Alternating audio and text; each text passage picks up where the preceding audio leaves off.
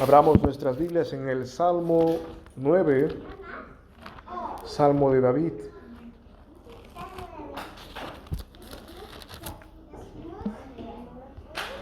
Salmo 9, Salmo de David.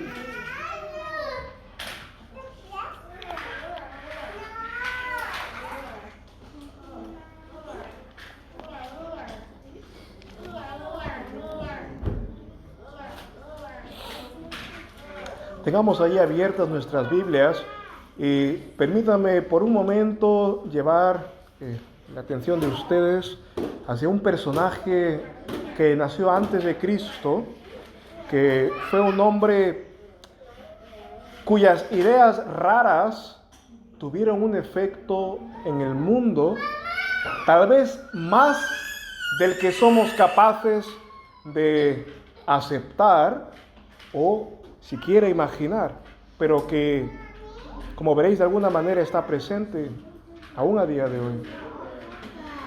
Había un hombre, un griego, que se llamó Epicuro. Nació 3-4 siglos antes de Cristo. Y este hombre difundía unas ideas extrañas acerca de Dios, acerca del hombre.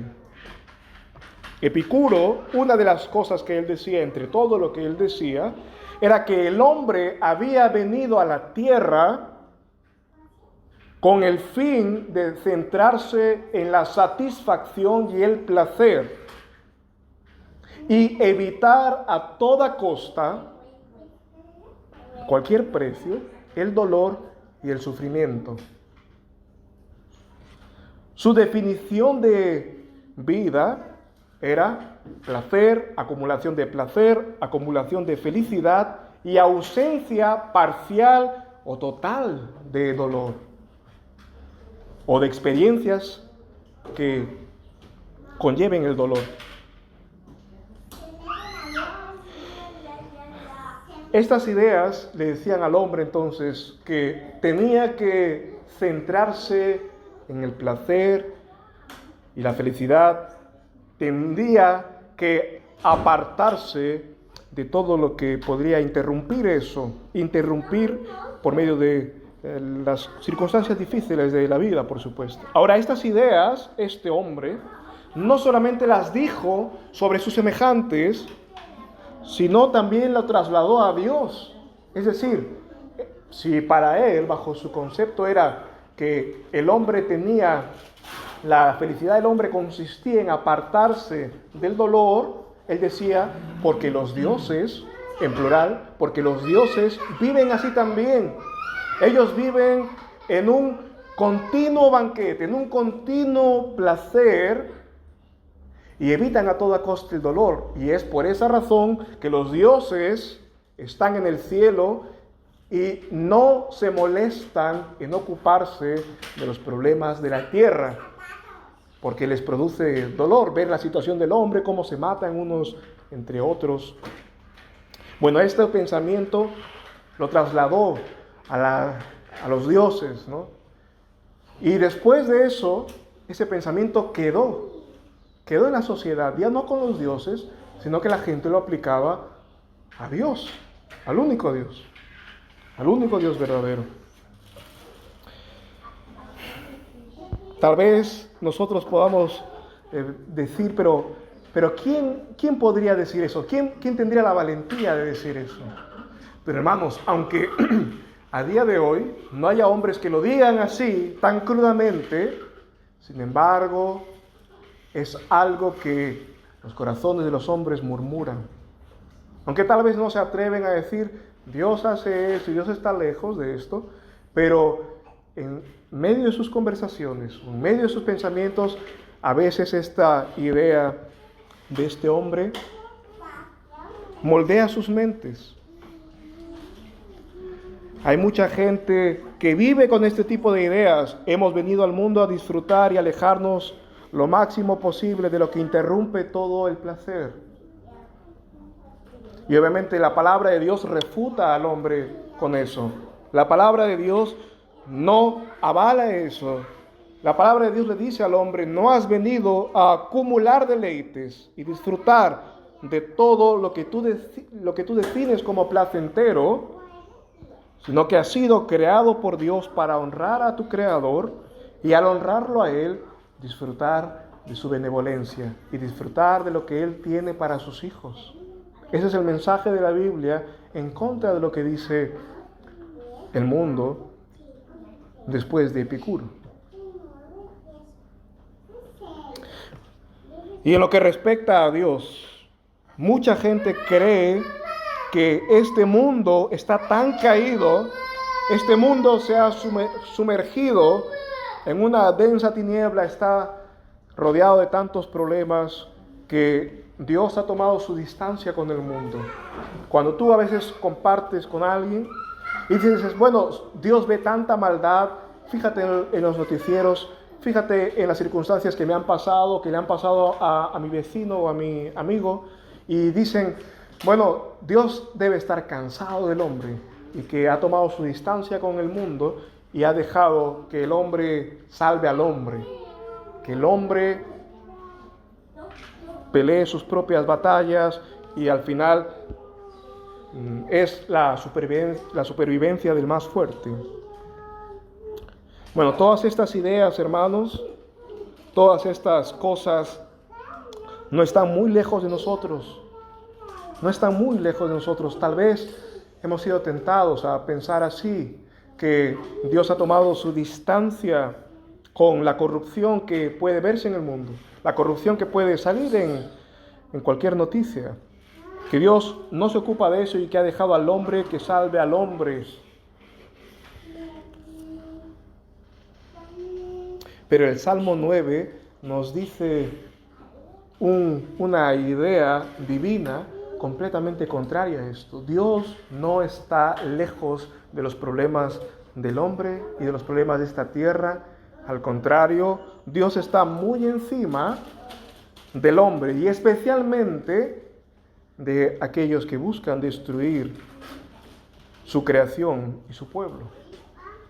El Salmo 9 refresca nuestra perspectiva de Dios en cuanto a la presencia del mal y de los malvados en este mundo. El Salmo 9 nos vuelve a traer los ojos a la palabra de Dios, no leer las circunstancias en base a nuestro propio corazón o en base a lo que otros dicen sobre este mundo, sino sobre lo que Dios dice de este mundo y cómo Él reina sobre él. Este salmo nos ayuda a recuperar la seguridad bíblica de que Dios ha obrado, de que Dios obra y obrará justicia, y que el pecado y el pecador nunca se salen con la suya, como decimos, sino que Cristo vence y arrolla poderosamente sobre ellos. El Salmo 9. Es posible que el Salmo 8 y el Salmo 9 hayan sido escritos en diferentes momentos, pero dentro de la providencia de Dios, fíjate que el Salmo 8 nos habló de que David, se alegraba y se maravillaba de ver que Dios controlaba el mundo, que Dios creó el mundo, pero que también lo controla, y que no solamente controla ovejas y bueyes, que no solamente controla a su pueblo, que es manso y humilde como las ovejas, o que es esforzado y valiente como el buey, sino que también Dios tiene control sobre las bestias del campo, sobre las aves y sobre las bestias del mar. El Salmo 8 nos dice eso, pero el Salmo 9 viene a ser como una explicación de hasta dónde llega el poder de Dios, hasta dónde llega el dominio de Dios. El Salmo 8 nos lleva a cantar, en otras palabras, gózate sobre el poder que tu Dios ejerce sobre ti y el cuidado que ejerce sobre ti y sobre esta creación. Y el Salmo 9 nos dice de qué manera hacerlo también. Los primeros versículos que nosotros vimos en el Salmo 9 eran sobre alabar a Dios. Y nos detuvimos allí diciendo, es necesario que el hombre alabe a Dios. La alabanza a Dios no es opcional, tiene un efecto pedagógico en nosotros. Cuando cantamos la palabra de Dios, cuando empujamos nuestros propios ánimos, nuestros propios cuerpos a cantar la palabra de Dios, a otra vez entonar esas verdades, tiene un efecto que nos vuelve a alzar y nos vuelve a levantar. Que el Espíritu Santo obra en nosotros por medio de la palabra cantada, nos ayuda a recordar todas sus maravillas. Pero aquí, además de todas las cosas por las que podríamos alabar a Dios, el Salmo 9 nos dice que alabemos a Dios por la victoria que tiene sobre sus enemigos. ¿Cuándo ha sido la última vez que nos hemos alegrado de que nuestro Señor Jesús tiene la victoria sobre el malvado, tiene la victoria sobre aquellos que amenazan a su iglesia, tiene la victoria sobre aquellos que amenazan tal vez nuestras propias vidas? Nos alegramos en que las palabras tal vez más suaves de Dios, más pastorales de Dios, en las promesas de amor y de fidelidad que Él tiene con su pueblo. Pero aquí se nos manda a alabar que Dios va a vencer sobre sus enemigos y que no perdamos de vista ante cualquier noticia o ante cualquier cosa o circunstancia que parezca derrumbar al pueblo de Dios, o parezca tal vez que nuestra causa está muy atrás a ojos del mundo, que la injusticia cometida contra su pueblo quedará así para siempre. Este salmo nos viene a decir, no. Hay gozo también al ver la caída de los enemigos de Dios, saber que Dios reivindicará a su pueblo.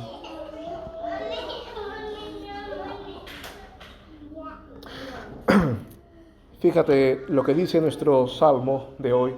Te alabaré, oh Jehová, con todo mi corazón.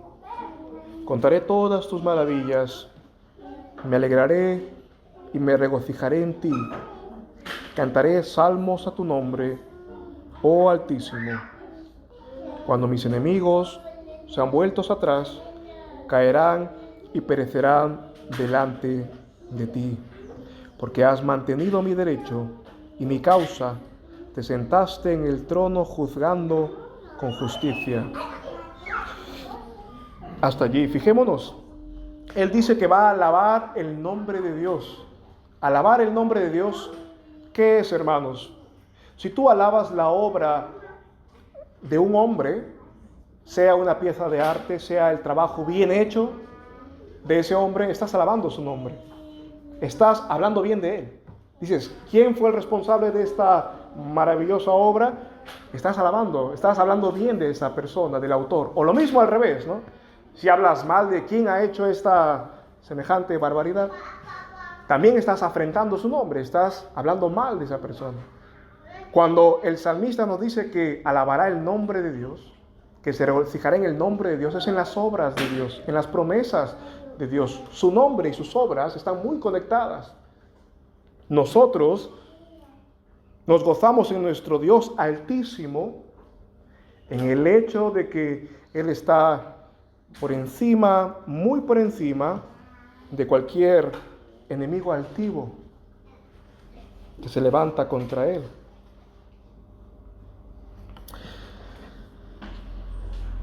El salmista comienza diciendo que, en otras palabras, el gozo del Señor es nuestra fortaleza.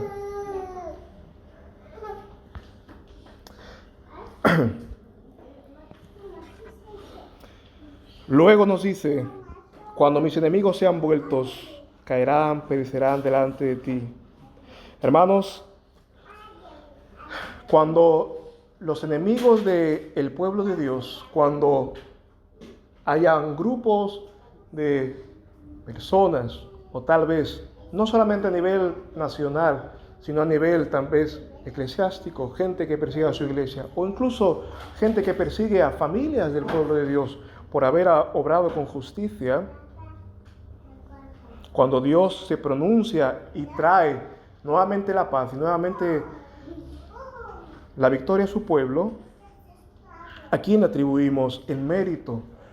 Es fácil para el hombre no seguir el ejemplo de David. Es fácil para el hombre, cuando Dios ha quitado la persecución, o cuando Dios ha quitado la aflicción, o cuando Dios ha hecho que una familia dentro del pueblo de Dios, o el pueblo de Dios, una iglesia o una nación, se levante, es fácil buscar los responsables humanos de esa victoria. Es fácil buscar y decir, gracias a este hombre, este varón, es que somos lo que somos ahora, lo que tenemos. Es fácil atribuir la gloria a carne y sangre como tú y yo somos. Pero David estaba siempre en sus salmos recordándonos esto. Es Dios el que salió a vencer y es Dios el que merece, por tanto, toda la gloria de cualquier victoria del pueblo de Dios, de cualquier avance en el pueblo de Dios, o de cualquier cosa buena en la cual el pueblo de Dios ahora respire y tenga. Es posible que este salmo David lo haya entonado después de que hayan vencido a Goliat. Algunos dicen que después de que David venció sobre Goliat, entonces él dijo: cuando retrocedió mi enemigo poderoso, que asoló naciones, que asoló soldados y ejércitos completos, este hombre de más de 3 metros, cuando cayó delante de mí, yo le atribuí la gloria a Dios. Le dije a todo Israel que Jehová de los ejércitos había sido exaltado. Bueno, hermanos, aquí, independientemente de que ese haya sido el momento o no, nosotros sabemos esta gran verdad. Nuestro Dios es el autor de todas, no solamente las victorias, sino también las comodidades y la paz que el pueblo de Dios disfruta. En cuanto nosotros no le damos la gloria a Dios por eso, no estamos alabando bien su nombre, estamos compartiendo su gloria con alguien más. Nuestro Dios, fijémonos, mantiene el derecho y la causa de los justos, se sienta en el trono a juzgar. Ahora hay una certeza aquí, David está hablando con total confianza. Todos los que acorralan a su pueblo retrocederán, caerán delante de Dios. No solamente retrocederán por su propia cuenta, no solamente retrocederán por la habilidad del pueblo, sino porque su Dios así lo quiso. El Salmo de David nos enseña a poder cantar a Dios también y recordar las victorias de Dios para con su pueblo en todo tiempo. Él, nuestro Dios, es como dice el Salmo 44, si lo puedes buscar allí un momento, en el versículo 5.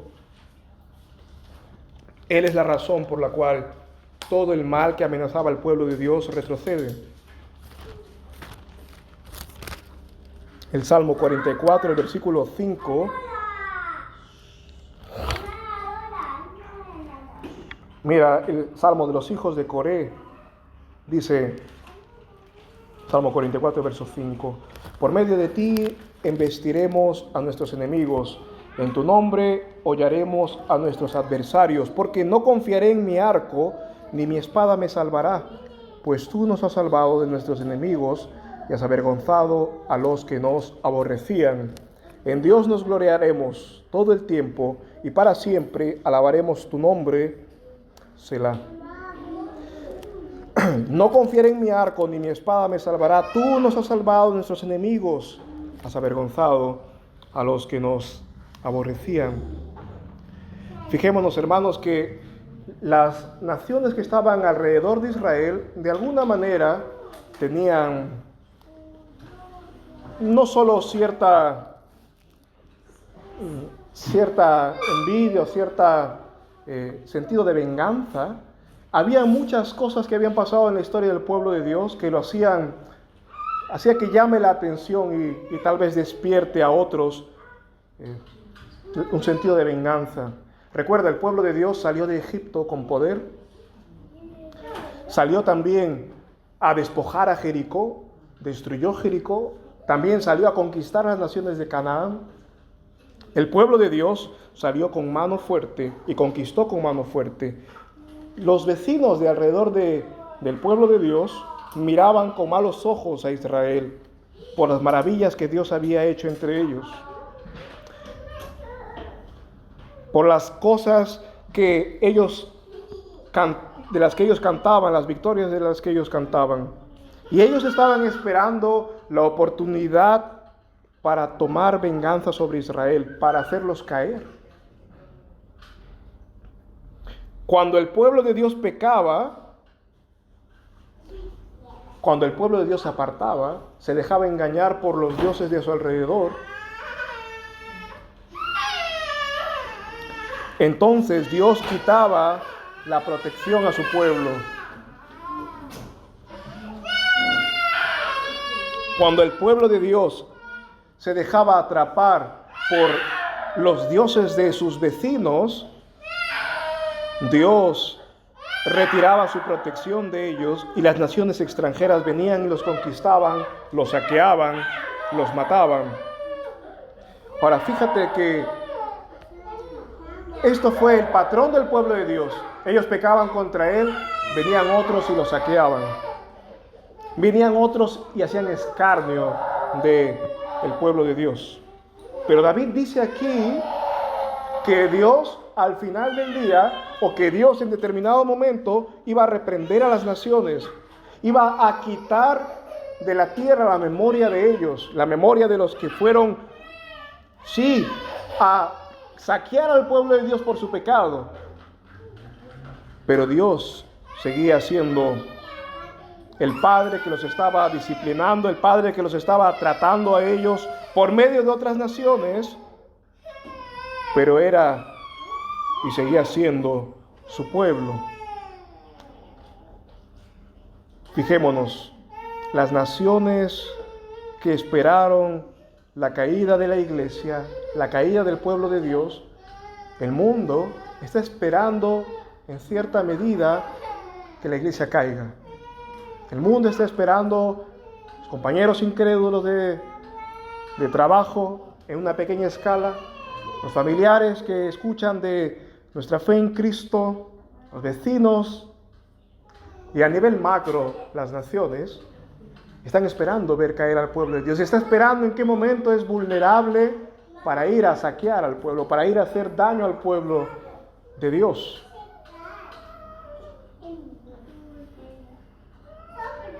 Todo escándalo que ha surgido en la iglesia, todo, ya sea por causa del pecado, ya sea por causa de las pruebas que Dios tenía para la iglesia, todo eso ha dado pie a las naciones incrédulas, a las personas incrédulas, a enfrentar al pueblo de Dios. Y esto nosotros lo podemos ver a nivel global, hermanos, de la iglesia. Pero también nosotros podemos traer a casa este pasaje. Hermanos, el mundo fuera de los límites de la iglesia, el mundo en el fondo está con el mismo espíritu y el mismo anhelo de Satanás y de sus demonios, de que el pueblo de Dios en algún momento deje de ser, de que el pueblo de Dios en algún momento sea abandonado completamente por él. Hermanos, tú y yo, aunque tal vez no seamos capaces de ver la guerra espiritual o las cosas que están tramando contra la iglesia, contra los cristianos, o contra, tal vez en algo tan simple como lo que un compañero de trabajo podría hacernos.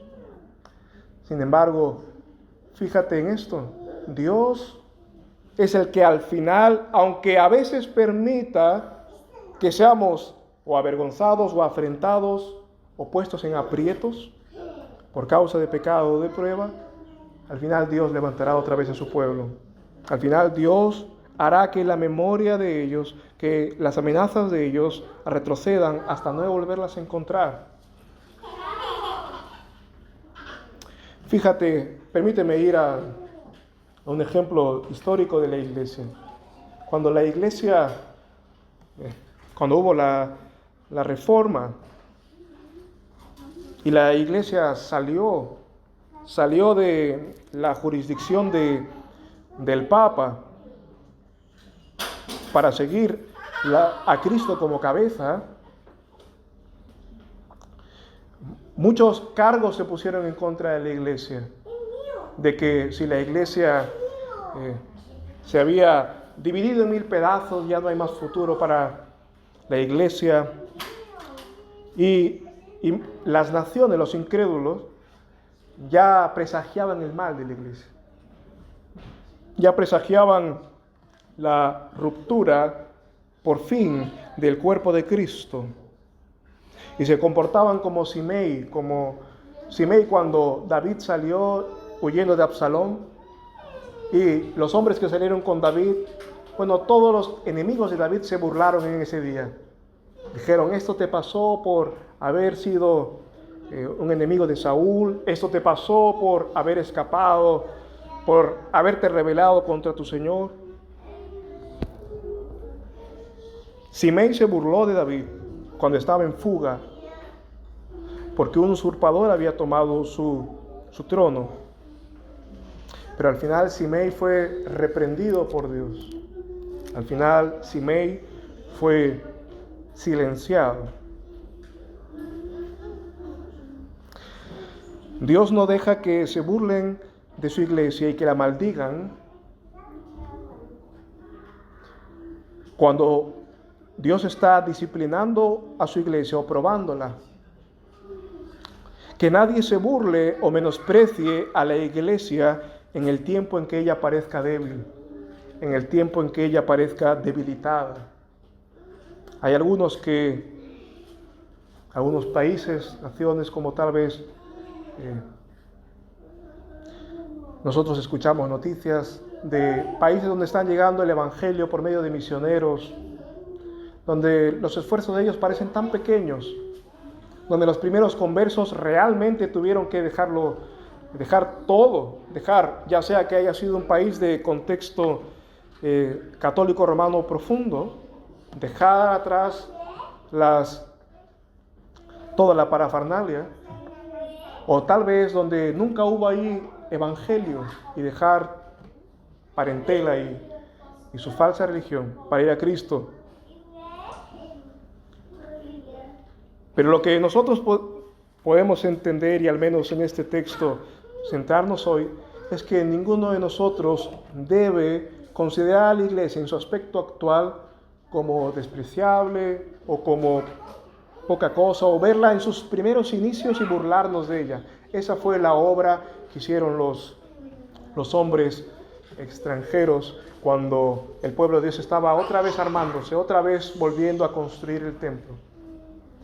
No debe afectarnos, hermanos, a nosotros tampoco, cuando el mundo o cuando afuera lanzan comentarios de la iglesia después de la Reforma, la iglesia evangélica, la iglesia protestante. Sí, hay muchas faltas, hay muchas cosas que no se deben hacer. Sin embargo, no por eso toda la iglesia de Dios ha sido desechada. No por eso toda iglesia del Señor que confiesa su nombre en la simplicidad del Evangelio, por su estado ahora que parece que huye de Roma o que huye de otro tipo de persecución, es entonces puesta su credibilidad o su fidelidad está en juego. Los hombres que siguieron a David en ese momento parecían unos vándalos huyendo, cuando los vándalos reales fueron los que se quedaron con su hijo Absalón. Cada vez que cantamos nosotros el Salmo 78, 79, el Salmo 80 que hemos cantado, y vemos que ellos se arrepentían, decían, Señor, ¿por qué ahora tu pueblo está así? ¿Por qué ahora tu pueblo sufrió esto? Todo, incluso el puerco montés nos pisotea. Incluso los gentiles maldicen a tu iglesia, se burlan de tu iglesia, porque tu iglesia aparentemente ha sido desarmada.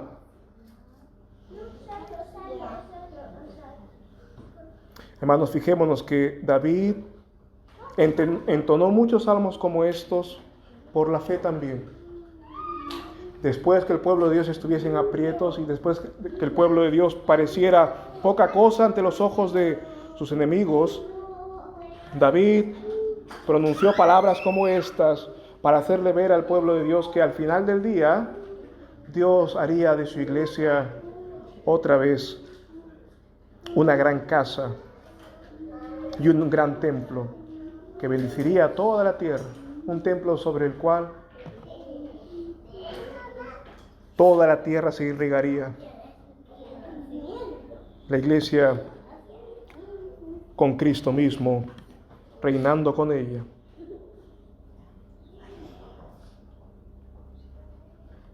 Cuando mis enemigos sean vueltos, caerán, perecerán delante de ti. Has mantenido mi derecho y mi causa. Te sentaste en el trono juzgando con justicia. Reprendiste a las naciones, destruiste al malo, raíste el nombre de ellos eternamente y para siempre. Esto nos hace recordar, si tú has leído Apocalipsis capítulo 20, el versículo 9, nos habla también de eso. En aquel momento cuando las naciones se juntaron contra la iglesia, la ciudad amada, los santos. Y Apocalipsis 29 nos dice que entonces Dios envió fuego del cielo y la devoró a la enemistad. Fijémonos que no solamente es una guerra declarada contra hombres de carne y sangre, sino es una guerra declarada también contra el diablo, sus seguidores, el pecado y la propia muerte, hermanos. El versículo 6, los anteriores también, pero fijémonos en el 6, dice: oh enemigo, los asolamientos se han acabado para siempre, las ciudades que derribaste, su recuerdo pereció con ellas. Cristo se paró delante de la muerte en el día de su crucifixión, miró cara a cara a la muerte y la absorbió. En la muerte de Cristo, la propia muerte perdió, fue su colosal derrota. En la cruz de Cristo, el Señor Jesús absorbió la muerte, que algún día, cuando tú y yo estemos delante del trono de Dios en el juicio final, veremos que la muerte ya no tendrá ningún poder sobre los hombres. El pecado, la muerte, las consecuencias del pecado, hermanos, Cristo puede decir estas palabras y también nos puede alentar a nosotros y tener seguridad en Cristo de que Él venció a Satanás cuando Él se presentó. Recuerda conmigo, cuando Él se presentó al inicio de su ministerio, le dijo: vete, Satanás, y Satanás se fue, lo dejó solo. Cuando Él se presentó y caminó por las calles de Galilea y expulsó demonios con su sola presencia, o cuando los apóstoles también con el Evangelio de Cristo lo hicieron. Cuando nuestro Señor Jesús se presentó, sus enemigos retrocedieron, cayeron y perecieron para no levantarse otra vez.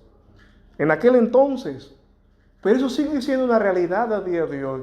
La iglesia, el cristiano con Cristo, también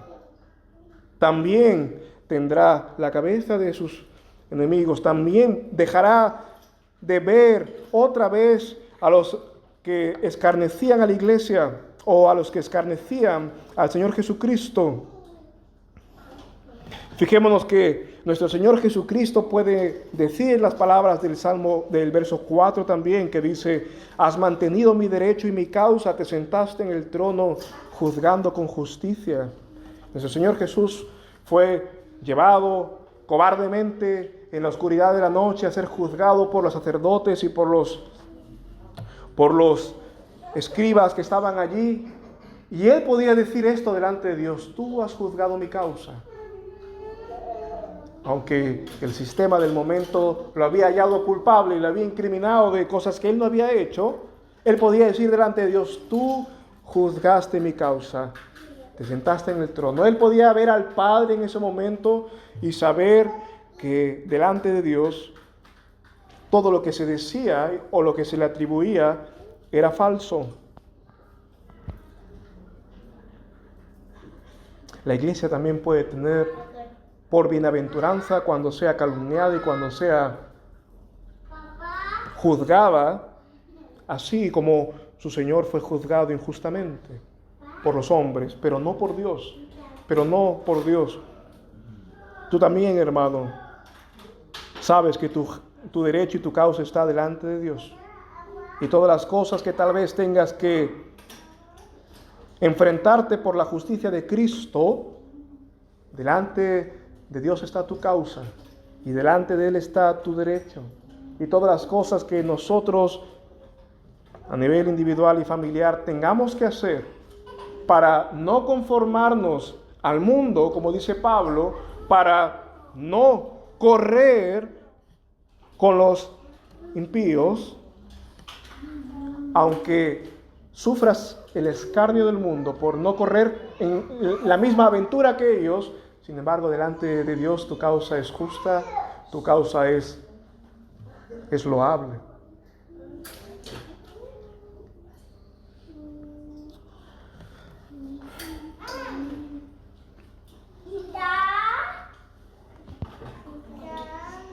Permítame fijarme en una sola cosa aquí para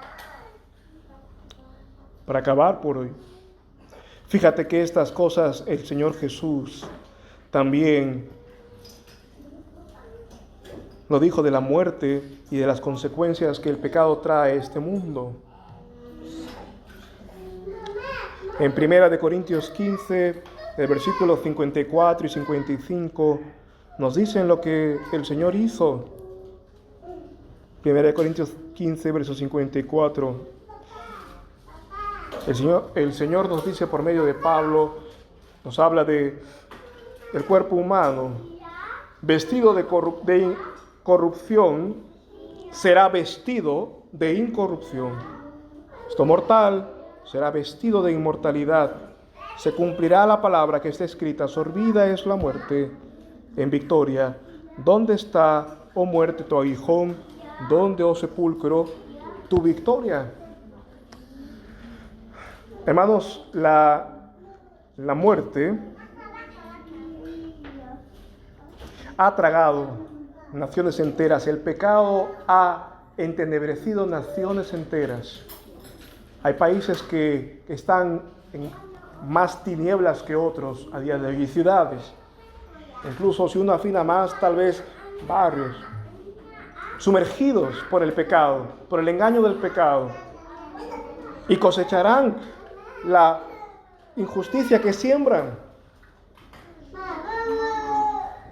Pero fíjate que Cristo dice que Él le dice a la muerte y al pecado también lo mismo: los asolamientos se han acabado para siempre.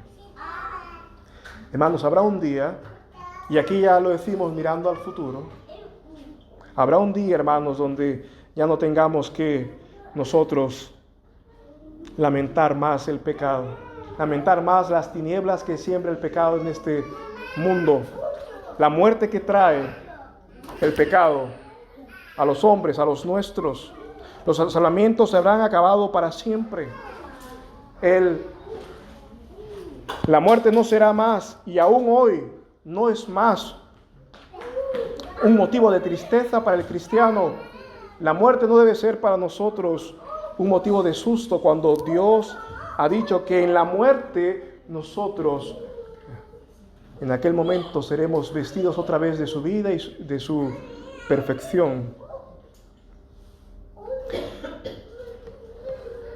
La muerte y el pecado, aunque sumergió a naciones enteras,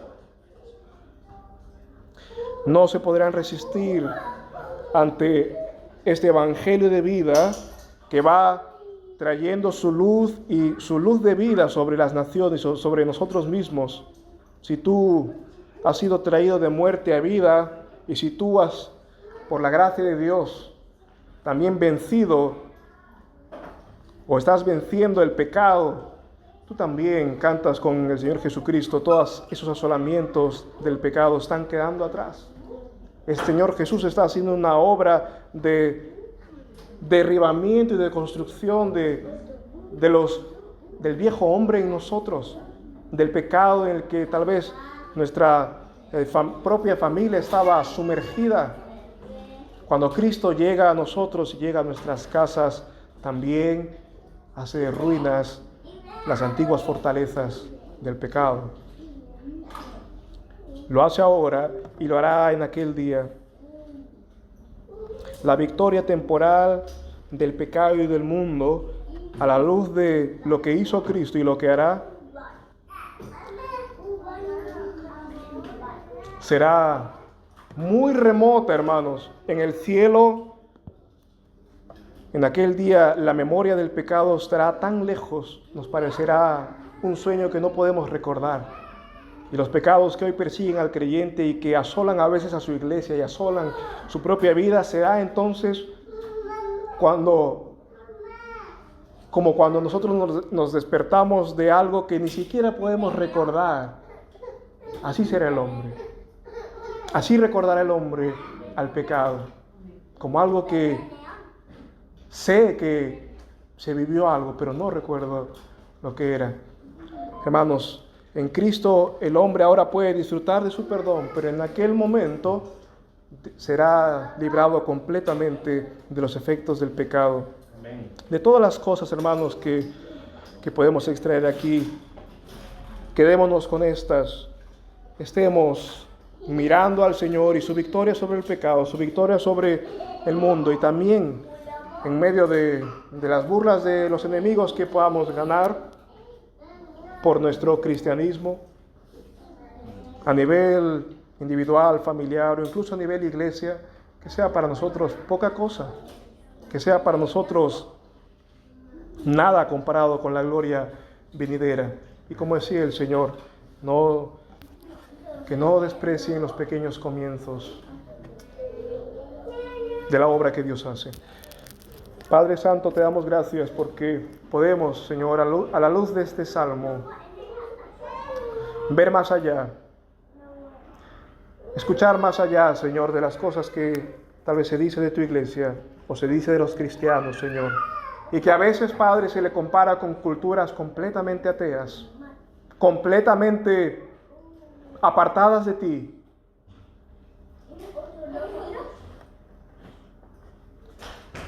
Señor, perdona a tu pueblo cuando tu pueblo, en lugar de responder a las burlas y las amenazas de un mundo incrédulo,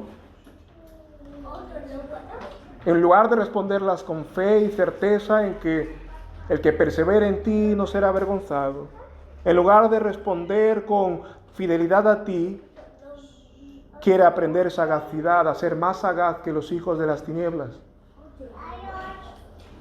Quiere introducir tal vez artes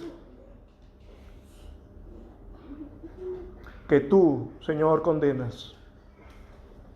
Pero permítenos a nosotros, Señor, ante el furor tal vez de los seguidores de Satanás, ante el furor de un mundo incrédulo, responder con fe, Señor, responder con tu palabra, responder sabiendo que todo aquel que está perseverando en ti, todo aquel que está trayendo su vida bajo tu palabra, su casa entera, bajo las alas del Altísimo, no será avergonzado jamás. Y todo aquel que ora y se mueve y busca también la extensión de tu reino, no está desperdiciando su vida, no está desperdiciando todo lo que ponga al servicio de tu reino, sino que suma una pequeña piedra más en todo el templo que tú harás de este mundo. Permítenos, oh Dios, no escuchar la voz de aquellos que se burlan de los edificadores, sino seguir el ejemplo de Nehemías, Señor, que tenía una grande obra que hacer mientras él vivía, y la hará hasta que tú, Señor, lo quieras. Permítenos así también, Padre, a nosotros mismos, el poder ver que tus enemigos pronto callarán, pero que todos tus hijos, mientras en esta tierra te sigan, Señor, pueden tener la esperanza de que la memoria de ellos estará por siempre contigo, porque el que hace tu voluntad permanece para siempre. Pero los insensatos y los que no te temen, pronto serán calladas sus bocas, Señor, y no habrá recuerdo de ellos. Permítenos ver cómo en Cristo, Señor, y cómo en tu perdón y en tu gracia y en tus promesas, nosotros tenemos mucho más que tal vez las cosas con las que este mundo temporalmente amenaza. Ayúdanos, oh Señor, en el nombre de Cristo. Amén. Amén. Amén.